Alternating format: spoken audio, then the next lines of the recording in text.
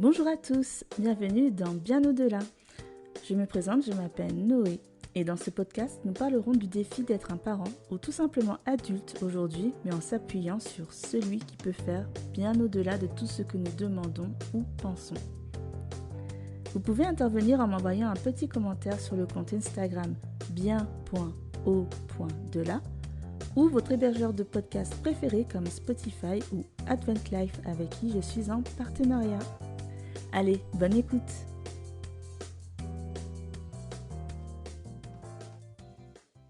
Des couples qui se promènent en se tenant la main dans la rue, en se lançant des regards enamourés tout au long du chemin. La femme tient un bouquet de roses rouges symbolisant l'amour, la passion, et l'homme la regarde et ne peut s'empêcher de sourire. Oh, mais attendez, il s'arrête. Qu'est-ce qui se passe? Il y a un problème? Mais non, il se met à genoux et la demande en mariage. Évidemment, elle pleure. Évidemment, elle dit oui. Et il la couvre de baisers et de cadeaux, tout en lui enfilant sa magnifique bague de fiançailles. C'est un portrait à peine exagéré de la Saint-Valentin vendu sur nos écrans et les commerces. Mais que penser de cette Saint-Valentin une fois les paillettes retombées et que le quotidien reprend ses droits? Bonjour à toi qui nous écoutes et bonjour Anita. Anita, peux-tu nous en apprendre plus sur la Saint-Valentin? Bonjour à tous et à toutes, bienvenue pour ce nouveau podcast, la Saint-Valentin. Aïe aïe aïe, la Saint-Valentin. Alors on est chrétien, ou pas d'ailleurs, donc on va se demander comment est-ce que les chrétiens font pour la fêter. Et avant de commencer nos échanges, nous avons deux invités de marque ce soir. Donc ce sera Franck et Cécile. Bonsoir. Bonsoir. Un couple qui est ensemble depuis 28 ans. Donc, ils ont certainement énormément de leçons à nous donner à tous. Donc, on va être très attentifs à leurs propos. Mais avant de commencer à discuter tous ensemble, je vous propose de refaire un petit zoom arrière sur les origines de la Saint-Valentin. Qu'est-ce qui fait qu'aujourd'hui, le 14 février de chaque année, en France, et on va le voir dans d'autres pays d'Europe et même non européens, nous fêtons ce qu'on appelle l'amour par l'achat de cadeaux, de fleurs, un petit resto, une petite soirée, quelque chose qui marque l'événement pour célébrer donc un amour. Eh bien, la Saint-Valentin remonte à des origines plus ou moins mystérieuses en fait. Il y a plusieurs théories sur son origine. La première est que ce serait un prêtre en fait au temps de l'Empire romain qui aurait été emprisonné. Et une fois qu'il était en prison, serait tombé sous le charme de la fille de son geôlier avant d'être exécuté. Il aurait adressé plusieurs lettres en signant à la fin de chaque lettre « Ton Valentin ». C'est une des origines probables qui est plus ou moins contestée. Celle qui est fait un peu plus l'unanimité, un peu plus consensus, ce serait un prêtre en fait qui aurait célébré des mariages de chrétiens pendant la période de persécution romaine et qui aurait été emprisonné et exécuté pour ça, donc le 14 février 270. Et ce serait la raison pour laquelle tous les 14 février, nous célébrons l'amour parce que ce prêtre aurait été exécuté pour avoir violé cette législation romaine. Donc, c'est une tradition qui remonte, vous l'avez entendu, vraiment assez loin. Et cette tradition n'est pas vraiment d'origine chrétienne, vous l'avez compris.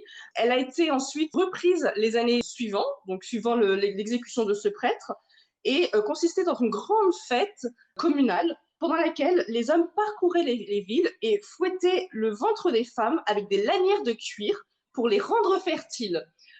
Aujourd'hui, on a abandonné ce genre de joyeuseté, mais c'était les anciennes Lupercales romaines. Et donc, ces célébrations s'achevaient souvent par ce qu'on appelle des bacchanales, où les gens, en fait, buvaient jusqu'à plus soif. Et donc, évidemment, l'Église catholique a voulu mettre un terme à tout ce débordement de débauche pour revenir à une fête beaucoup plus chaste qui célébrerait l'amour à l'état pur. Et donc, ce serait le pape Gélas Ier qui aurait pour la première fois mis en place une fête un peu plus chaste qui aurait intitulé la purification de la Vierge.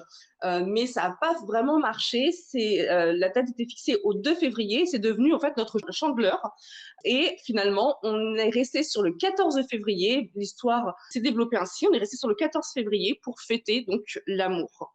Et c'est surtout en fait aux États-Unis que cette fête a eu un grand écho dans un premier temps. Ça s'est développé en France, surtout pendant la Seconde Guerre mondiale, lorsque les soldats américains voulant séduire les jeunes filles françaises, leur ont acheté des fleurs et des chocolats pour fêter le 14 février. Et donc, voilà comment s'est introduit aux États-Unis, en France et en Angleterre aussi, cette fête qui aujourd'hui est censée donc célébrer le couple et l'amour. Voilà pour ce petit zoom historique sur l'histoire de la Saint-Valentin. Merci Anita. Alors, tranquille Cécile, vous avez 28 ans de mariage. J'ai un grand respect pour vous. Le mariage n'est pas facile, vous avez tenu 28 ans. Alors, je voudrais savoir, est-ce que vous êtes pour la Saint-Valentin déjà? Est-ce que vous fêtez la Saint-Valentin? On va dire qu'on marque le jour, mais on ne fait pas spécialement on fait un petit repas d'amoureux. Ouais, c'est l'occasion pour vous de vous retrouver juste tous les deux, c'est ça? Oui, tout à fait, mais on ne fait pas spécialement ouais, vraiment un repas, quoi. Mais on ne marque pas le truc, on ne fait pas le... Hein? C'est parce qu'on a gardé de la tradition de la fête païenne avant. On faisait plus quand même. Bah, même avant, je trouve qu'on ne faisait pas non plus de folie. Hein. Pas de folie. Bon, parce qu'on n'est pas très fête commerciale, en fait. Et on a toujours pris ça un peu comme une fête commerciale. Il faut... C'est genre où... Il faut sortir les pattes. Voilà, il faut sortir des billets. Tu vois, moi, j'ai des gens dans les poches. C'est pas un jour que j'aime bien. Je pense qu'il est du principe, il préfère montrer toute l'année plutôt qu'un jour particulier. Mais voilà, mais on fait quand même un petit repas, on fait des petits sushis. Voilà, c'est ça, on aime les sushis. Ça va être une bonne Saint-Valentin. Merci Franck d'avoir déjà soulevé ce premier point qui est, est-ce que la Saint-Valentin ne serait pas exclusivement une fête commerciale? Est-ce qu'on ne sentirait pas une pression de la part de ses collègues, ses amis? Alors, qu'est-ce que tu vas faire pour le jour de la Saint-Valentin? Alors, qu'est-ce que tu as reçu de ton chéri ou de ta chérie le jour de la Saint-Valentin?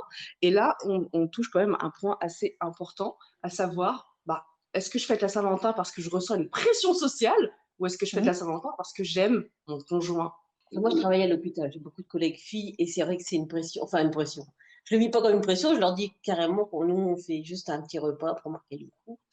Mais c'est vrai qu'elles sont plus jeunes et on sent vraiment, oh la Saint-Valentin. Ouais, c'est vraiment la fête, un peu comme, j'ai envie de dire, un peu comme Noël, quelque part, un peu comme toutes ces grandes fêtes. 1er mai, voilà, tout ce genre de choses. Moi, je suis un peu contre le fait d'avoir ce mélange entre effectivement l'amour et en même temps cette fête commerciale où les codes sont tu dois faire un restaurant, tu dois acheter un cadeau, tu dois... Voilà. Et en fait, c'est la société qui nous dicte en fait ce qu'on a à faire et non pas ce qu'on a envie de faire pour l'autre. Je trouve ça intéressant ce que vous dites parce que Cécile, tu disais que justement tu travailles dans un milieu très féminin et justement j'avais lu des articles de sociologues, notamment le sociologue Jean-Claude Kaufmann, qui parlait de la Saint-Valentin et qui disait en fait que la Saint-Valentin c'est plus féminin que masculin, que en fait dans les couples la femme elle a besoin d'une attention continuelle et la Saint-Valentin c'est une pression en fait qui est plus sur l'homme qui doit combler en fait l'insatisfaction de sa compagne et donc c'est comme une compensation symbolique. Je ne sais pas si vous me suivez que ce jour-là, en fait, les hommes doivent être des princes charmants d'un jour. Et s'ils oublient la Saint-Valentin, ils savent que ce sera une petite catastrophe. Parce que pour la femme, l'oubli équivaut à une déclaration de désamour presque. De guerre. Non, moi, c'est pas la Saint-Valentin qui sort la hache. Moi, c'est directement l'anniversaire. Ah oui, c'est vrai. Je crois qu'il ne retient aucune date, donc ça a été vraiment des déclarations de guerre pendant des années. Maintenant, c'est bon, on est rentré dans le droit chemin, mais il a fallu 28 ans. Oui, on est bon. Pour les anniversaires. Après, la Saint-Valentin, ça passe. Mais ouais, non, on n'est pas... Je pense que pour les hommes, c'est une journée de stress. C'est vrai qu'en effet, s'ils oublient, je pense que c'est plus une pression pour les hommes et les femmes, c'est limite une preuve d'amour alors que ça n'a rien à voir avec tout ça. Moi, je le vis pas comme ça, mais je le vois avec mes collègues. Si les hommes les oublient, ça va être la fin du monde. On sent que ça va être la catastrophe de la journée. Mais j'aimerais vous poser une question. C'est vrai que c'est une fête institutionnalisée. Comme toutes les fêtes institutionnalisées, c'est un côté désagréable. dans le sens où je ressens la pression si je ne suis pas ce que veut l'institution. Sinon, je ne suis pas dans le groupe. Voilà, je ne suis pas dans le groupe, je suis exclue du groupe et donc ça ne va pas. Mais j'aimerais vous poser la question, est-ce que ce ne serait pas aussi une façon de s'obliger à se rappeler qu'on doit entretenir la flamme lorsqu'on est un couple et qu'on veut que ça perdure dans le temps? Est-ce que c'est quelque chose, un outil que vous avez utilisé, ou est-ce que c'est complètement passé à côté et que pour vous, entretenir la flamme, ça ne passe absolument pas par ça? Alors là, au risque de décevoir, nous, ça ne passe pas du tout par Ah ça. non, du tout. Non. C'est vraiment, alors pour nous, c'est une fête un peu comme on le disait tout à l'heure. C'est un moment où, comme tout le monde fait, on va faire un petit resto, un petit quelque chose pour dire, ok, on a participé également. Mais pour nous, ce qui est le plus important, c'est vraiment d'entretenir chaque jour, quoi, en fait. Et non pas se focaliser sur une journée où, entre guillemets, j'ai fait ma BA, comme tout le monde l'attend et comme tout le monde le dit. Et puis, demain sera un autre jour et je vais passer à autre chose. Nous, on le vit plutôt comme ça. Alors, effectivement, quand on regarde tous les autres, on a l'impression qu'ils sont au bout de leur vie, c'est ce jour-là. Mais pour nous, c'est un peu plus simple chez vous. Non, mais c'est vrai, moi j'ai eu des bouquets de fleurs, j'ai eu des petites attentions. Des autres jours où je ne m'y attendais pas, et à la limite, c'est mieux encore. On se dit, c'est waouh. Là, c'est le waouh, le vrai. C'est cool. Voilà. Alors que ce jour-là, on sait qu'il y a quelque chose qui va arriver. Petit ou grand, mais il y a quelque chose limite, qui la arrivera. déception est plus grande le jour de la Saint-Valentin si on n'a rien eu. Quand on s'y attend pas et qu'on reçoit, je trouve que c'est waouh. C'est encore mieux. C'est ça. C'est encore mieux. L'effet de surprise est beaucoup plus beau que lorsqu'on s'y attend. Alors justement, est-ce que vous avez des astuces vraiment au quotidien? On a vu, il y a les surprises, cadeaux inattendus, mais est-ce que vous avez des astuces pour casser la routine, pour mettre à l'honneur votre amour? Éduquez-nous. Carrément. Alors, on n'est pas formateur. On a vécu des trucs, mais on n'est pas formateur. Alors, moi, je pense que alors, je vais prendre pour ma partie, pour moi. Moi, je pense que c'est faire attention à l'autre et vraiment être connecté à l'autre, quoi, en fait. C'est-à-dire que quand tu sais ce que ta femme aime, par exemple, je sais que quand va arriver le printemps, même cette période là où on est actuellement, quand ça va arriver, elle aime beaucoup les fleurs jaunes. Donc ça va être les mimosas, ça va être tout ce genre de petites fleurs qui vont commencer à sortir. Je vais passer devant un fleuriste et je vais acheter un bouquet de fleurs jaunes parce que je sais qu'elle aime bien les fleurs jaunes. Donc ça va être une chose comme ça. Ça va être à un moment où on a soit tellement bossé ou qu'on s'est pas vu, où je vais réserver un restaurant. Et puis, sachant que ce soir, ça va être encore un soir de routine, on rentre, on mange, on va se coucher, on va travailler demain. Non, je lui dis, vas-y, je viens te chercher, puis on s'en va, et voilà, elle ne s'y attend pas. C'est plein de petites choses comme ça, ou à l'inverse, qui va réserver un week-end, même pas partir loin, ça se fait même dans la région, à un hôtel, pour dire de changer les idées sur un week-end. Voilà, on est ici, on est sur l'île, pas très loin, partir ne serait-ce qu'à Dunkerque, quoi, pas loin de la mer ou quelque chose comme ça. C'est plein de petites choses comme ça. Tiens, elle cherche telle chose depuis longtemps, elle veut l'acheter ou n'importe quoi, on passe à côté, on l'a trouvé, on le prend, on garde et puis on le sortira au bon moment quand ce sera discuté. Tiens. Voilà, c'est plein de petites choses comme ça, mais c'est avant toute chose, je pense, en tout cas pour moi, c'est de faire attention à l'autre et essayer de lui faire plaisir, hein. Quelque part, ce que Dieu nous demande, hein. C'est ce que Dieu nous demande, hein, en relation avec lui, c'est de le connaître et de lui faire plaisir. Donc, on refait la même chose avec son épouse ou son époux. Enfin, pour moi. Et on parle beaucoup de gestes d'attention du conjoint vers sa conjointe, mais est-ce que vous pensez qu'il existe un romantisme au masculin qui serait acheter des fleurs, réserver un resto, offrir des petits cadeaux, et un romantisme au féminin? Comment on fait pour marquer son amour au quotidien, si on n'attend pas la Saint-Valentin pour le faire, à son mari? En fait, moi, je l'écoute beaucoup et en fait, j'aime beaucoup rire, donc il me fait rire tout le temps. Ça, il marque des points. Chaque fois, je rigole. Et non, mais c'est l'écouter à chaque instant, même si c'est des choses toutes bêtes, mais Et s'il me dit j'ai presque plus de chaussettes, je sais, tout le temps, j'ai toujours des pensées pour lui, ou si je fais des courses, c'est pour lui que j'achète. C'est voilà, écouter l'autre et toujours tiens, je t'ai acheté ça parce que je sais que tu en avais besoin, je t'ai écouté, même si j'ai pas eu l'impression à ce moment-là de t'écouter. Je crois qu'on est plus dans l'écoute, dans le faire attention à l'autre tout le temps. Et si le cadeau, c'est pas tout de suite, mais on sait que dans notre tête, on sait ce qu'il aime, on sait ce qui va lui faire plaisir à tel moment. Voilà. Pour tous les auditeurs qui ne le savent, qui ne le connaissent pas encore, il y a un excellent ouvrage qui s'appelle Les langages de l'amour de Gary Chapman, qui rappelle qu'effectivement, il y a différentes façons d'exprimer son amour, 5 langages, et que si on n'arrive pas à connaître le langage de son conjoint, eh bien c'est difficile de se sentir aimé ou même d'exprimer son amour. Les langages étant les moments de qualité, on parlait de resto, les cadeaux, les paroles valorisantes, le toucher, et les services rendus. Voilà.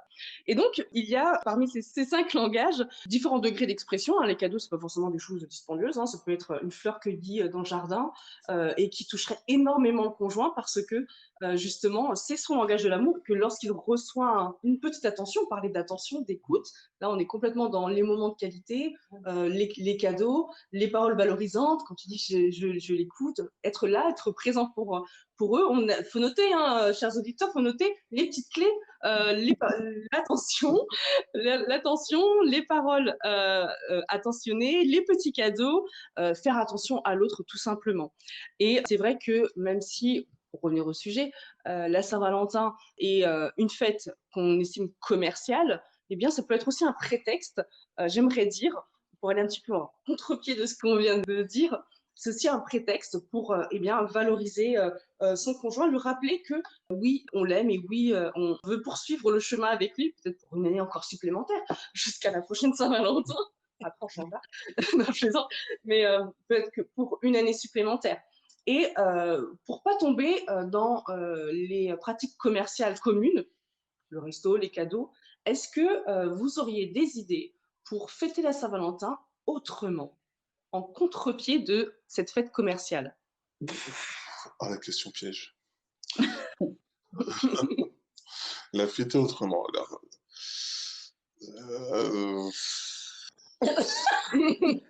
là, je suis piégé. Comment la fêter? Comment fêter autrement?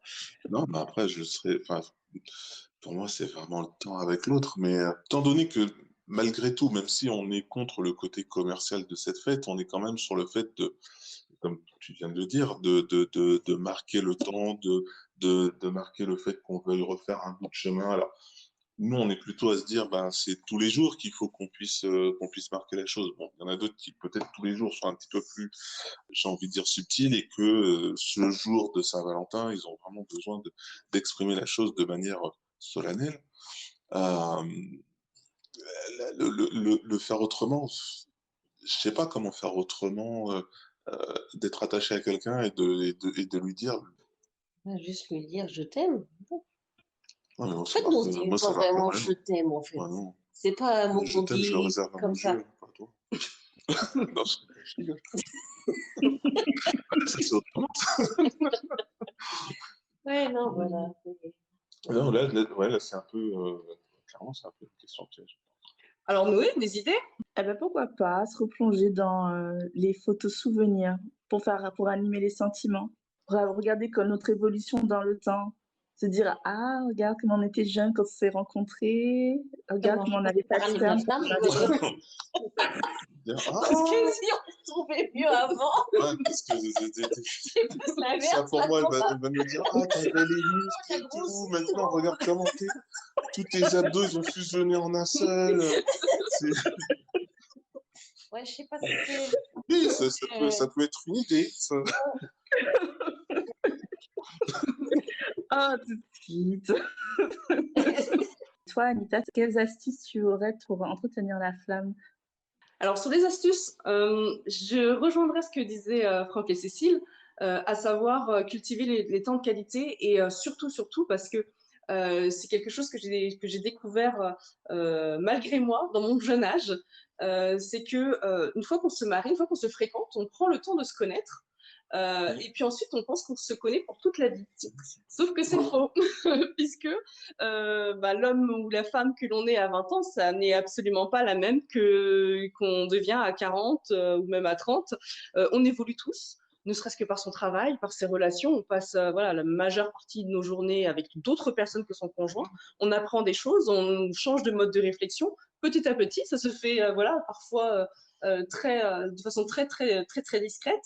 Et puis, si on ne prend pas ce temps justement pour échanger, mais échanger réellement, pas juste sur des questions superficielles. Je ne vais pas dire que parler des enfants et du travail, c'est superficiel, mais on sait, hein, il y a différents niveaux de communication. Hein. Il y a qui vont de la communication plus ou moins légère à plus ou moins profonde.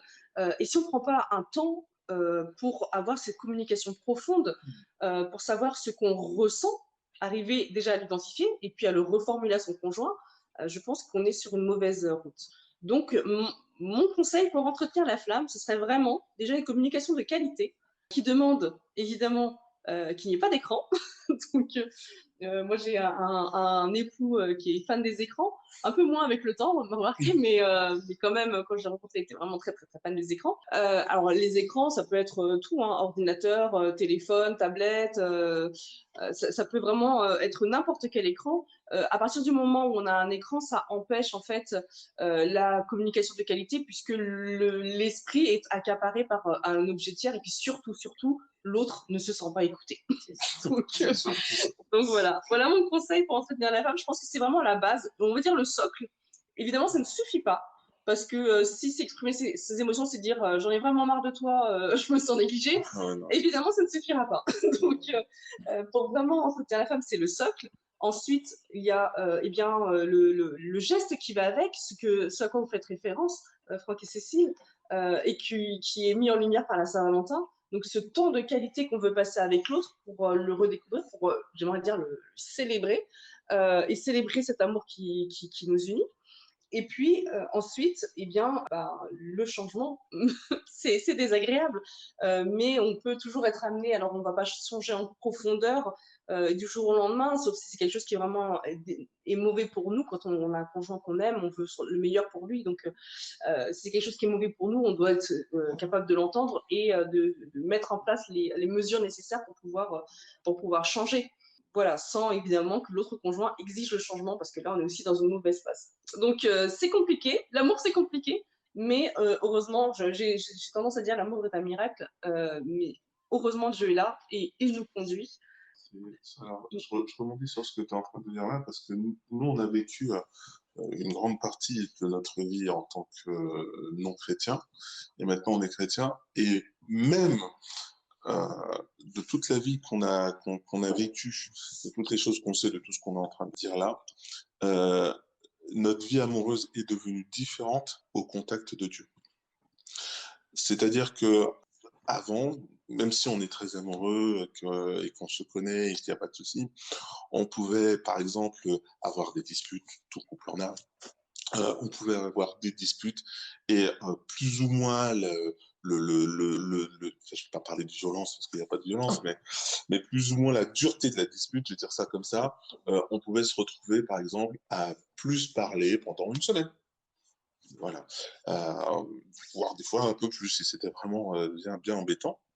Et à la connaissance de Dieu, à la connaissance de sa parole et de ce qu'il nous demande, maintenant, ça va durer. Alors, bien sûr, c'est pas des disputes, mais où on n'est pas d'accord sur certaines choses, des désaccords. Déjà, on n'appelle même plus ça dispute, on appelle ça des désaccords. C'est beau. Et ça va durer, allez, 5 minutes. C'est-à-dire que avant, là où, ouais, moi, c'est mon point de vue, c'est son point de vue, où on est complètement, même si on est amoureux, on est quand même bien dans tous les défauts qu'a la chair et tout ce que nous apprend Dieu.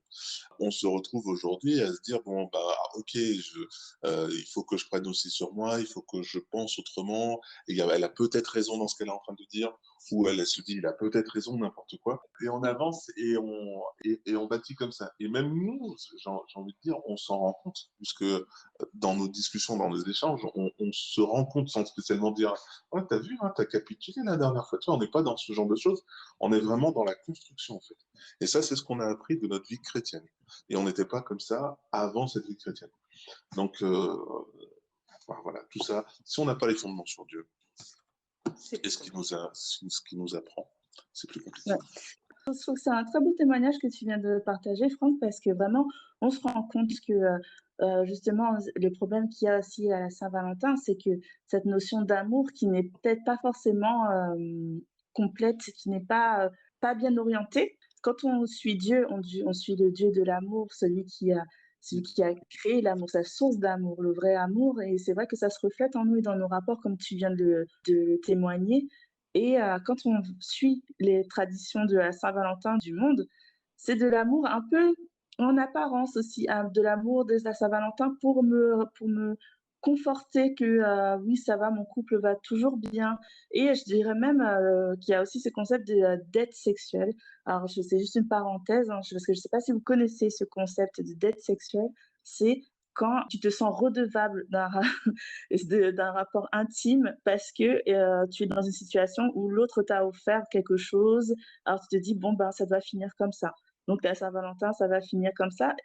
Mais par contre, dans un couple chrétien, justement, alors là, je vais très dans l'intime.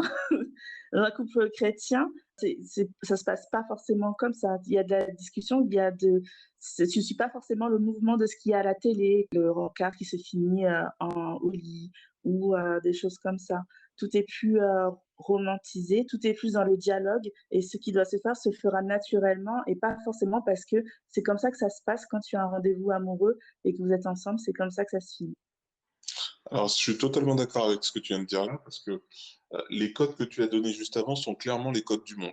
Aujourd'hui, aujourd'hui avec l'adversaire, tu n'as rien sans rien. Donc, voilà, si je t'ai offert une fleur, bon, ça mérite un petit bisou.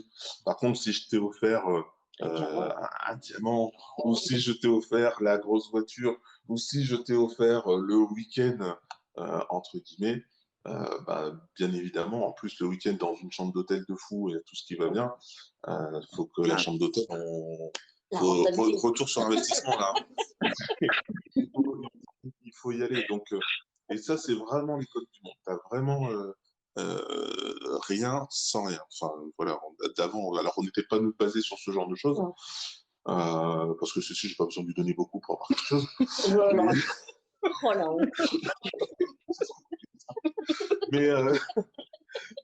Mais c'est vrai qu'avec les collègues, les amis, les copains, quand on discute, tu vois que c'est clairement ce qui ressort, quoi, en fait. Oui, c'est vrai. Non, c'est clairement ce qui ressort. Je vais lui offrir le max et ce soir. T'inquiète, tu vas avoir la bonne soirée là. Cécile, est-ce que je peux vous demander depuis combien de temps, si vous avez la date en tête, vous êtes chrétien? Oui, elle le sait. Juin 2018.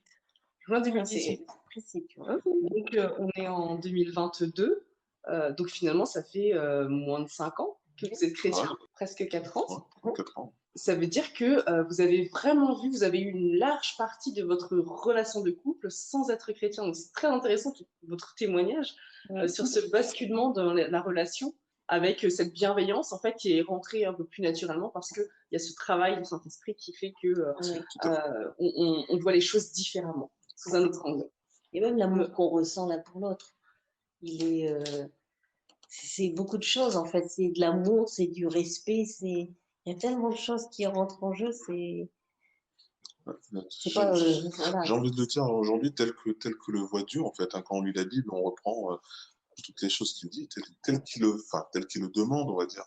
Bon, on n'est pas infaillible, hein, il y a plein de choses que tu fais pas bien. Mais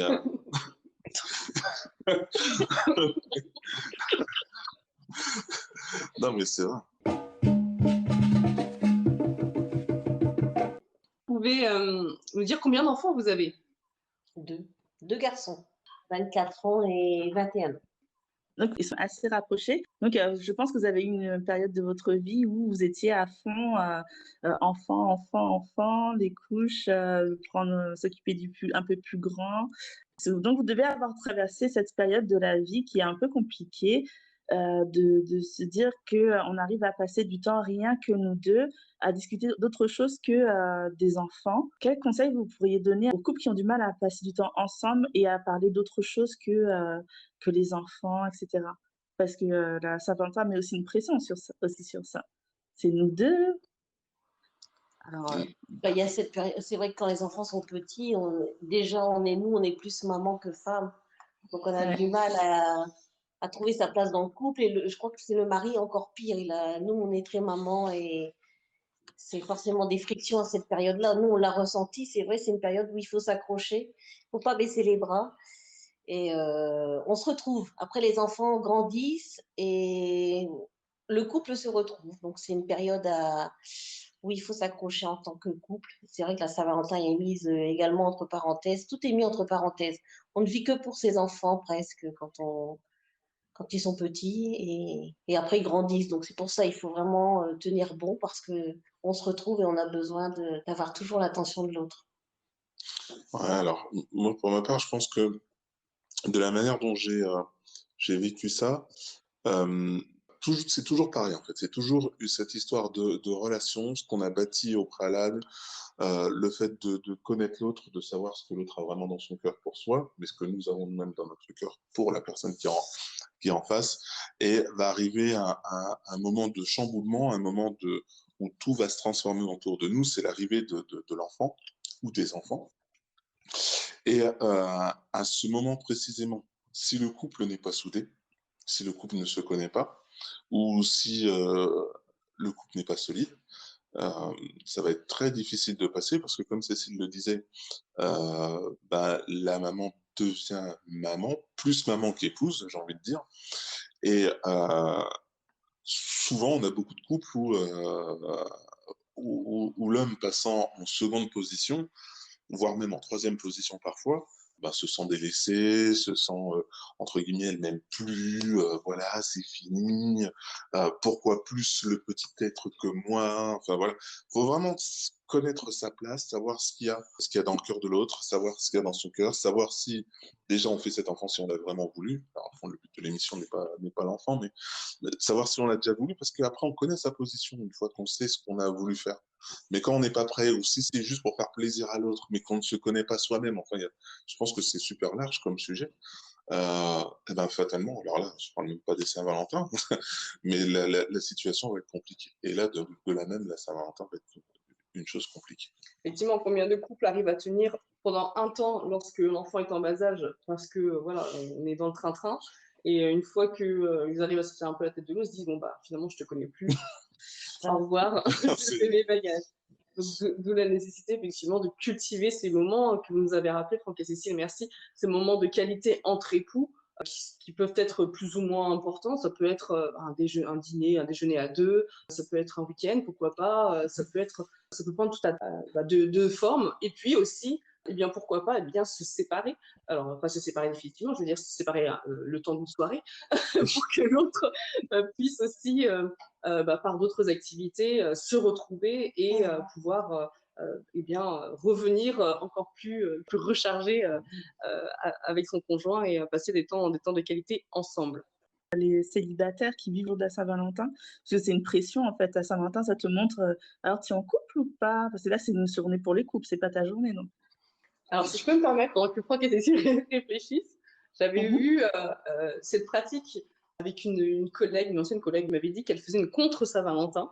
Et donc, elle sortait avec ses copines au restaurant, pour un restaurant généralement ultra romantique où vont les couples.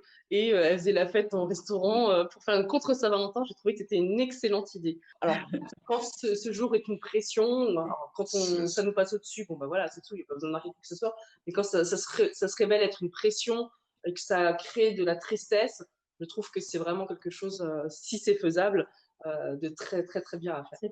Parce que c'est pour ceux qui vivent mal le célibat, en fait. Je pense que c'est une journée Compliqué. qui est Pour dur moi, c'est à comme vivre. Noël et tout ça. Limite, c'est un coup de massue Comme les gens supplémentaire. qui n'ont pas de famille à ce moment-là, où ils se retrouvent pour moi, la même situation. Eh ben, comme le disait Anita, la fête de la Saint-Valentin, c'est pas parce que tu n'es pas en couple que tu es seule. Tu peux avoir des amis, vous pouvez sortir entre collègues, tu peux te faire une sortie et fermer les yeux sur tous les couples qui seront autour de toi et peut-être qui te mettent mal à l'aise. Mais voilà, la Saint-Valentin, ça peut être aussi un jour d'amour, mais dans le sens amour-amitié. Donc, moi, c'est le conseil que je donnerais. Je l'ai fait la contre Saint-Valentin. Du coup, avec des copines, on s'était bien habillés. Et on était sortis aussi au restaurant et vraiment, c'était très sympa. Vous ne saviez pas ça. Et vous ne l'avez jamais dit. Elle nous cache beaucoup de choses. Quand on n'a pas forcément, parce que tout le monde n'est pas entouré d'une foultitude d'amis célibataires qui seraient disponibles, tout simplement profiter aussi lorsque on vit mal son célibat, comme tu rappelais Cécile, eh bien profiter pour se faire un plaisir. Si on aime les hammams, aller au hammam ce jour-là, se payer une super chambre d'hôtel où on va pas d'habitude pour se faire se faire un plaisir, pourquoi pas, ou se faire une belle balade, un beau week-end. Seul, on peut aussi seul, on peut aussi faire très plaisir, et heureusement. C'est toujours se connaître, comment on réagit par rapport à ce que nous dicte la société. C'est pas mal de choses comme ça. Parce que c'est vrai, je m'imagine là, en train de me dire, allez, je vais me faire un resto avec des copains ou un truc comme ça. On se retrouve avec un resto avec 50 tables, avec que des couples. Et nous, on est entre nous. C'est sympa. Mais d'un autre côté, tu tournes les yeux partout. Tu fais, ouais, dommage que je suis pas. Tu vois, bon, je peux mettre un pote, c'est bien. Mais ouais, c'est notre faculté à pouvoir, entre guillemets, suivre ce qu'on a à faire et ne pas se conformer, hein, c'est ce qu'il dit, hein. Ne pas se conformer au siècle présent, ne pas se conformer à ce qu'il y a autour de nous, spécialement en disant, voilà, je dois absolument être comme elle, ou comme lui, ou comme eux. C'est le début du malheur. Mais c'est ça, parce qu'on passe notre temps à entre guillemets, à se juger déjà, à se comparer, voilà, c'est le mot le plus juste. Et en définitive, j'ai même envie de dire que tu te perds toi-même là-dedans. Parce qu'on a un chemin à suivre, on a quelque chose à faire, et à passer son temps à dire, ah bah tu vois, je vais même aller plus loin, hein. Mais lui, il a la voiture que j'aurais voulu avoir, lui, il a la maison que j'aurais, et la famille qui aurait dû avoir, et la copine, et le copain. Bah au final, tu vis pas.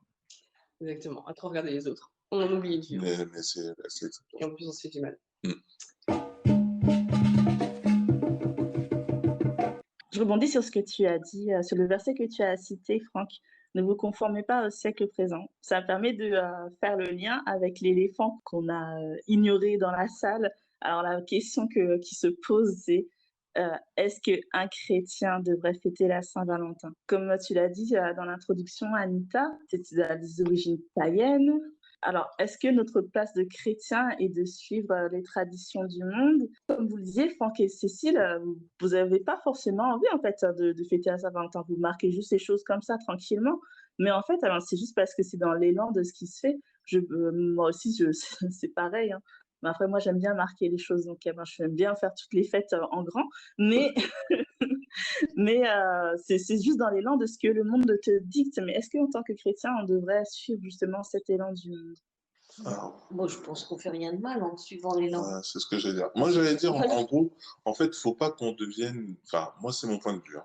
Faut pas qu'on devienne des chrétiens vraiment extrémistes, en fait. C'est-à-dire que c'est comme pour Noël, comme tout ça. Ouais, non, mais c'est pas la date de naissance de Jésus. Oui, ok, pas de problème. On n'est pas en train de dire qu'on est en train de suivre la date de naissance, on est juste en train de dire qu'on va se réunir. Et on n'a pas besoin spécialement d'avoir une adoration autour de ce jour-là. Ça peut être juste, en gros, pour se rassembler, voir des amis, se retrouver en famille ou autre, et sans arrière-pensée derrière, quoi, en fait. Donc, pour moi, je mettrais la Saint-Valentin dans la même barque, en me disant, oui, j'ai le droit de dire à l'autre que je l'aime, je ne suis pas en train d'offenser Dieu en faisant ça. Là où ce que je l'offenserais, c'est si ça devient une idolâtrie et que je me conforme vraiment clairement à ce que tous les autres font, c'est-à-dire qu'il faut absolument le cadeau, il faut absolument que ça se passe comme ça, il faut absolument qu'une fois que j'aurai donné le cadeau, en tant qu'homme, que je puisse avoir le cadeau, La récompense la récompense ultime, bien évidemment. Euh, et là, je pense que là, on est complètement dans l'offense. Donc, moi, c'est plutôt comme ça que je le vois. Je ne dis pas qu'un chrétien ne pourrait pas.